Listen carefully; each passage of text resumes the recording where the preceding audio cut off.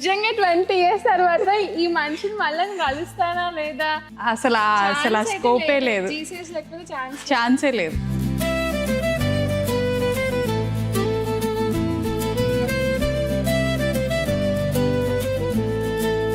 మేమిద్దరం inter friends. మళ్ళీ వీళ్ళని కలిపింది మాత్రం జీసీఎస్. ఓ రోజు శ్వేతక్క ఫోన్ చేసింది, ఆగమాగం ఫోన్ చేసి అనిల్ ఈ రోజు కొత్త క్లీన్ లాంచ్ చేసావు బీ ఫ్రెష్ అనుష అని, అది నా ఇంటర్ ఫ్రెండ్ లా ఉంది. అవునా, అయినా ముందు నీ వీడియో పట్టదు కదా, ముందు గుర్తుపట్టాలి కదా కదా, ఒకసారి ఫోన్ చేయవా అని అన్నది. సరే అని చెప్పేసి అనుషక్క కాన్ఫరెన్స్ పెట్టినాం. 2 సార్లు రింగ్ అయింది, ఫోన్ ఎత్తలేదు. ఏమైనా ఎగ్జైట్మెంట్, ఫుల్ ఎగ్జైట్మెంట్, మళ్ళీ అవును కావచ్చు అని 3rd సారి లిఫ్ట్ చేసింది అనుషక్క. అనిల్ ఫోన్ చేసి అక్క వజ్రఫామ్ శ్వేతక్క లైన్ లో ఉంది అని అన్నాడు. సరే ఓకే అని అనుకున్నాను.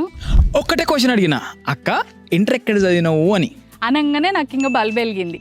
నేను కూడా యాక్చువల్గా ఎక్కడో చూసినా అని అనుకున్నా, కాకపోతే 20 ఏళ్ళ కింద ముచ్చట కదా అని చెప్పేసి అక్కడితోటి ఆగిపోయినా. సో బల్బ్ వెలిగింది అనగానే నాకు కూడా ఒక చిన్న స్మైల్ వచ్చింది.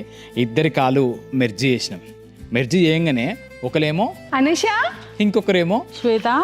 వీళ్ళిద్దరిని చూస్తుంటే రే సురేష్, రే రమేష్ అంటే అనిపించింది.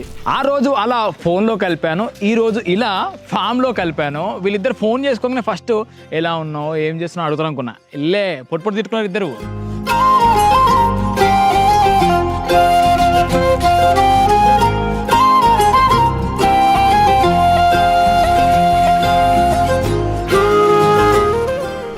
కి నిజంగా పెద్ద థ్యాంక్స్.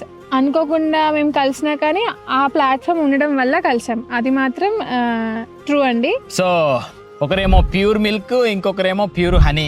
ఇద్దరు ప్యూర్ హార్టెడ్ మనుషులు మంచిగా కలిసిరు, హ్యాపీగా. మాకు కూడా చాలా చాలా హ్యాపీ అనిపిస్తుంది యాక్చువల్గా. So thank you Be Fresh and thank you Vajra forms.